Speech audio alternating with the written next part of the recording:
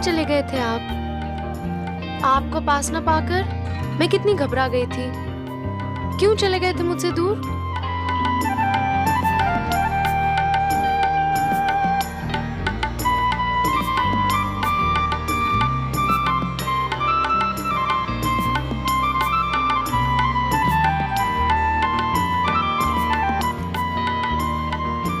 ऐसे क्या देख रहे हैं आप? देख नहीं रहा हूँ देवी, सोच रहा हूँ।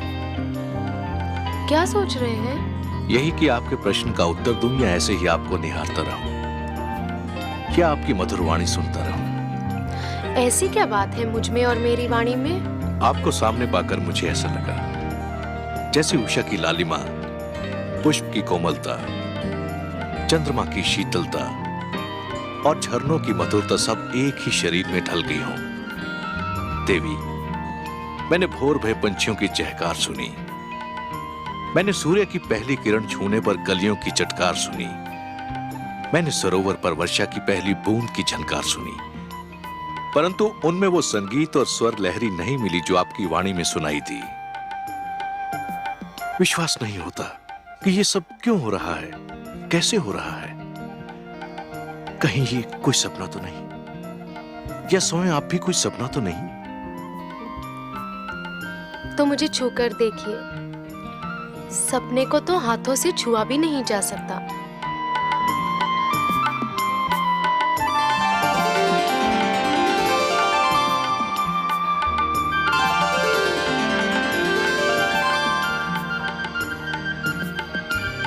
अब पता चला कि मैं सपना हूं या सत्य?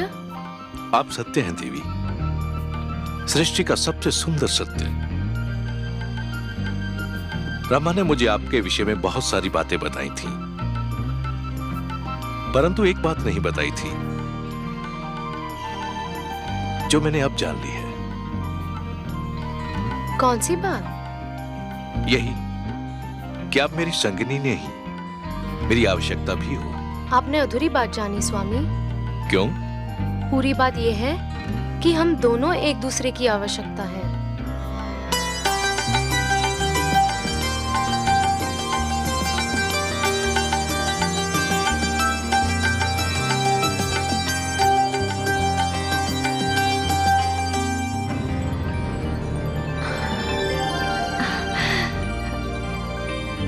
धन्य है आप प्रभु, आज आपकी लीला का एक अनोखा रंग देखा है मैंने।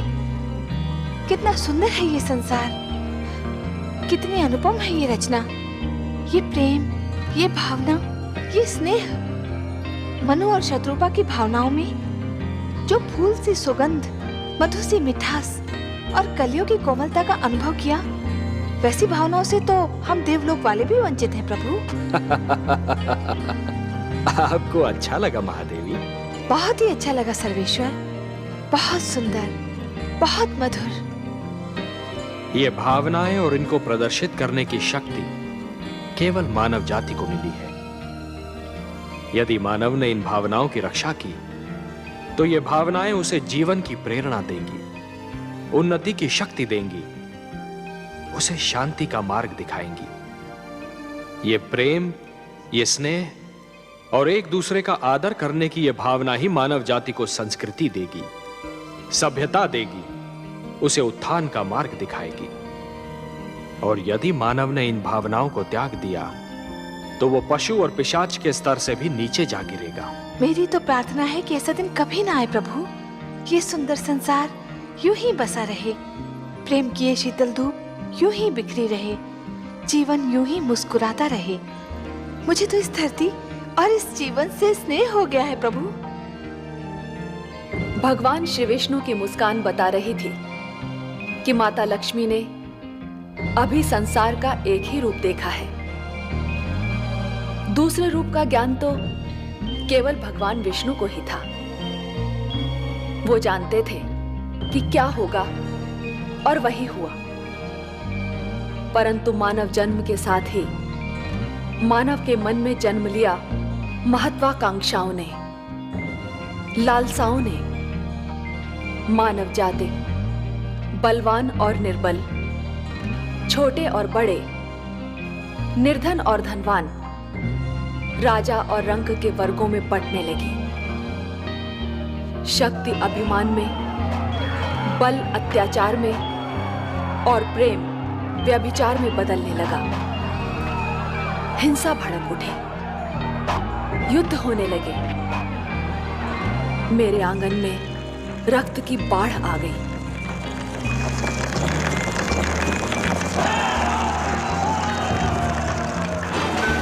मैं घबरा गई। मैंने मानव को बार बार पुकारा, पर हाहाकार में उसने तो मेरी पुकार नहीं सुनी। परंतु मेरी ये पुकार देवलोक तक पहुंच गई।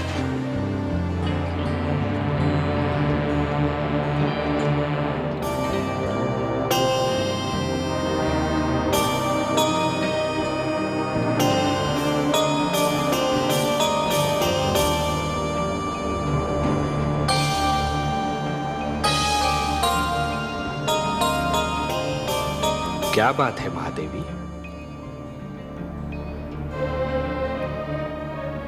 आपके इन सुंदर नैनों में आश्चर्य और विस्मय की छायाएं क्यों तैर रही हैं?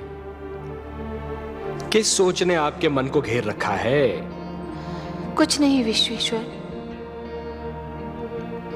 यही सोच रही थी कि यदि चित्रकार के बनाए चित्र को कोई बिगाड़ दे तो क्या उसे तनिक भी चिंता नहीं होगी?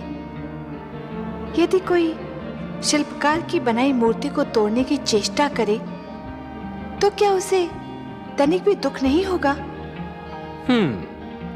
यदि कोई चित्रकार अपना चित्र किसी को उपहार में दे दे तो उस चित्र को संभालना उपहार पाने वाले का कर्तव्य है। कोई शिल्पकार अपनी मूर्ति किसी को भेंट दे दे तो उस मूर्ति की देखभाल करना भेंट पाने वाले का कर्तव्य है।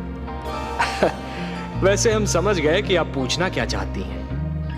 आप तो अंतर्यामी हैं। लगता है आप हमारी धरती पर घटने वाली घटनाओं से पीड़ित हो उठी हैं। हाँ पद्मनाभ, मैं बहुत दुखी हूँ। क्यों हो रहा है ये सब? क्यों मचा है ये हाहाकार? प्रेम बनाया था तो घृणा क्यों बनाई? जो हो रहा है हो सकता है वो वही हो जो स्वयं विधाता ने लिखा हो। और अपना लिखा तो स्वयं विधाता भी नहीं मिटा सकते ना। हे महादेवी, हो सकता है कि ये मानव की परीक्षा हो, उसके कर्मों की परीक्षा हो। पर ऐसा संसार और ऐसा मानव आपने बनाया ही क्यों नारायण, जो आपकी बनाई धरती पर अंधेरा फैला रहा है?